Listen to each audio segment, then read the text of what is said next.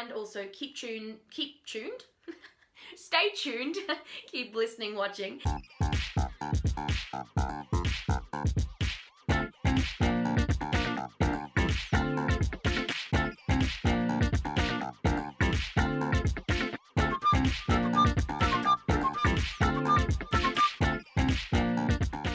What's kicking, little chicken? It's another I Spy in July video. Welcome back. Excuse my random way to say hello.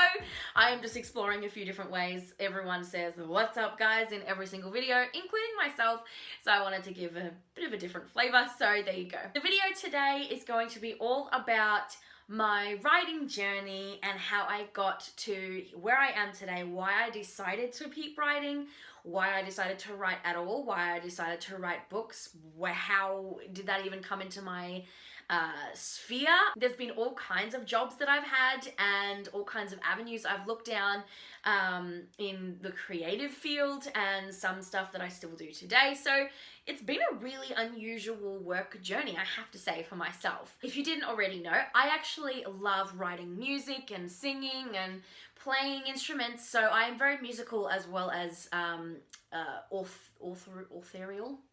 That sounds wrong. I've been writing music longer than I've been writing stories. So I actually started, I suppose you could link those two together. I started writing songs when I was in school. My songs now are a lot better than what they were over there. But that's just normal. And also, you know, when I started, I was a kid and it's just a little bit different. So, but I did start writing music. And so music was a huge part of my life, and it was where I started creatively. But my first experience with writing stories that I can remember being significant, I was in school and we got to pick an elective class, and I actually chose creative writing. And I really found that I loved to create stories. And this particular class, the teacher was an English teacher, and I don't think she was really into spec fic type of stories, but I did write one. And at the time there was this TV show that I loved, and it was like scary stories, and in the end sometimes it would always be, oh phew, you know, it was all a dream or it was all fake, but then actually there would be this mysterious link, and you'd think maybe it was real after all. And that was part of the scary, that was part of the, you know, the show that was. And so I loved that idea of, you know, have this really incredibly intense event, have them wake up and think, oh no, it wasn't real, but then discover something from that experience, or that would lead them to think that maybe that experience was real. And it's one of those trippy, like, you know, was that real or wasn't it real? You have to sort of decide, as, you know, as the reader. And my teacher did not get it. I got back my story and she had said, she pointed out that, you know, oh, but you said it was a dream, so it wasn't actually real. And I was like, that was the point. So my teacher didn't get that. But I loved writing the story, and I loved writing all of the other pieces that we had to do. And it was really fun. And from that class sparked the very first experience I had with writing something a little bit more full length. And I would call it a novella, and it was my very first full proper piece, and it was called Starstruck, I think, and it was about pretty intense stuff. There was an alcoholic dad, there was death in the family. It was all pretty intense, and it was also stuff that I hadn't really dealt with myself on a personal level, but I wanted to explore this. I think it was the books that I was reading at the time, which also faced a lot of really serious issues. But I entered this Teen Christian Writer of the Year award thing with this Starstruck. And for my entry, I received a credit. And so I didn't win, I didn't come second or third, I got a credit though. And I was so, I got a, I think I still have it. I got a big framed, you know, certificate, and there was an awards night, and it was so awesome to go and just to be there and to be recognized and acknowledged. So I enjoyed writing that story, and I wanted to enter again the next year. So I wrote another novella, but it was much longer this time. I think it was probably capped out at 40,000 words. And this one was actually very personal. So this one was 5 girls who were in school who came back to reunite, and then you get sort of these flashback scenes of this is what they had happening in school and the issue that they were facing, and then this is what they're dealing with now and trying to sort of move past that. It was very much a chick lit type of book, which isn't my genre at all, but that's what I'd written because it was very personal. And so then I submitted this for the second year for this competition, and apparently I was the first person ever in the history of the competition to submit it 2 years in a row. Since then, someone has overtaken me and now done 3 years in a row, so good for them.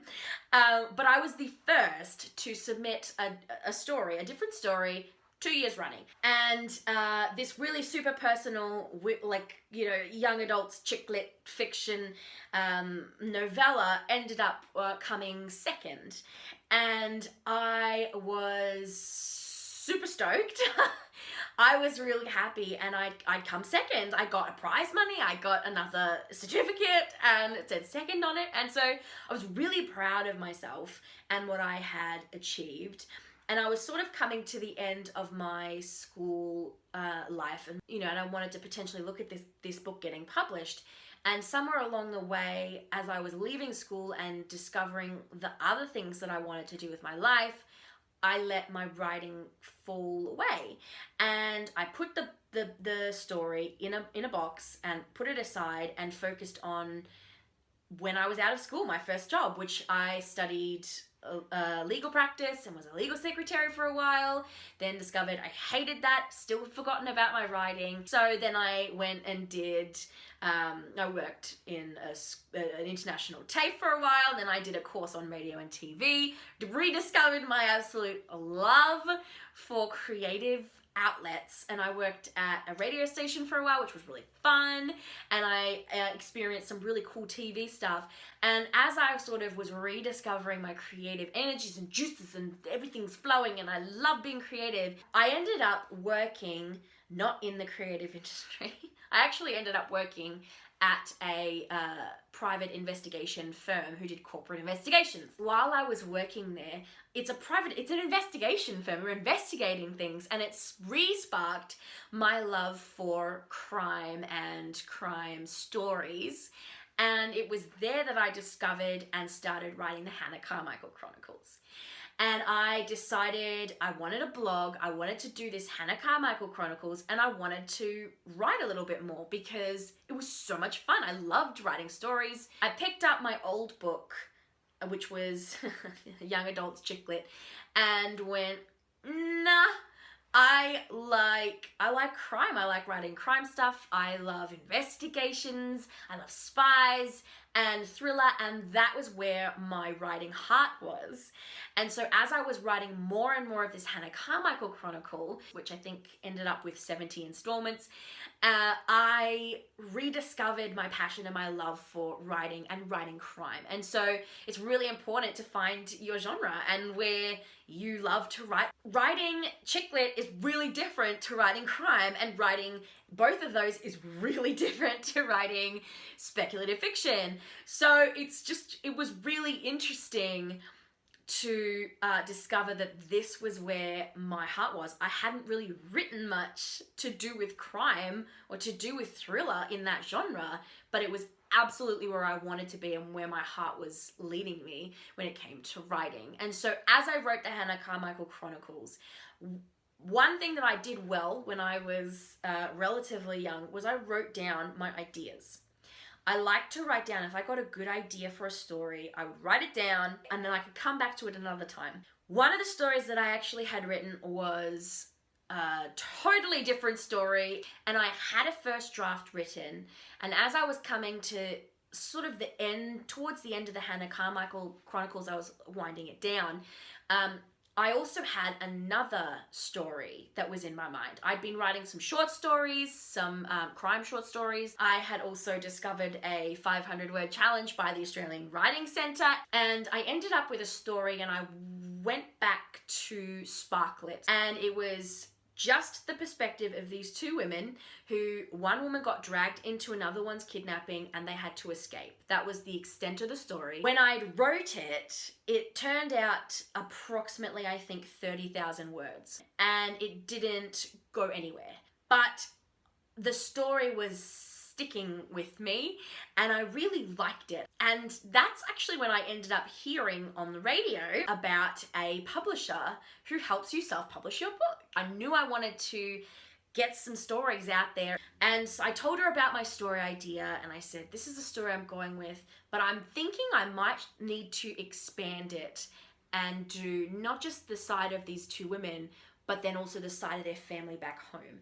And Samantha agreed and thought that was a great idea. She was really on board whenever I was ready to sort of get the book going and publish it. I made the choice, I think, probably 6 months to a year later to actually finally commit and sign papers and start the process. But it took a year of me going back and forth. What was I going to publish? Was I going to try for this legal thriller? Was I going to continue on this path of this kidnapping story, which I was really wrapped up in? If you've heard any of my other videos or seen anything up on my social media, you'll realize that I did go with the kidnapping story. As I was going along this journey, all the way from school to a couple of years ago when I decided I definitely wanted to seriously pursue publishing something, and all the Hannah Carmichaels in between, I realized something super important.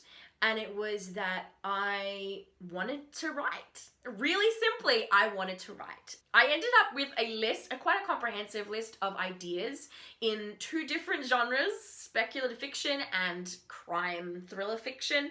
And so I had these huge lists on both sides, although more so on the crime thriller side of things. Spec-fic is really different. I just put that out there. It's very, very different. But as much as I've done research into writing or into publishing, or I've done courses, or I've done this, that, the other, I've done a lot of stuff. The best way that I learned about myself as a writer, and that this is definitely something that I want to keep doing for a long time, was in publishing my first book, in knowing how I worked, in knowing if I could handle deadlines and pressure, and what would happen if I got feedback. And I love feedback. I genuinely love constructive feedback, because then you can make your project the best that it can be. Your story will be the best it can be for your reader. And so that's where I think a lot of people, I get frustrated when you're leaving a review and you just say the whole book stunk. Yeah, well, great, but why? It's been a really interesting journey, I will say that. It's been really interesting, and I am super grateful for all of the steps in the process, for all of the teachers who didn't understand what I was going for all of the publishing deadlines and the targets that didn't get met or that did get met, and for all of the rejections in competitions or monthly competitions. And it's all led to the point where I am now, and there's still fair way to go in my life and potentially in my writing journey as well. And no matter what happens, I know that there are stories in me and I will keep on writing them no matter what. Thank you so much for watching this I Spy in July video. I love writing and sharing my experiences and my journey with people. Thank you so much for watching. Like, subscribe, and share this around with anybody you think would enjoy it. In the comments below, let me know if you too are a writer and what kind of stuff that you write. I'd love to check you out as well. Thanks guys, I'll see you in the adventures.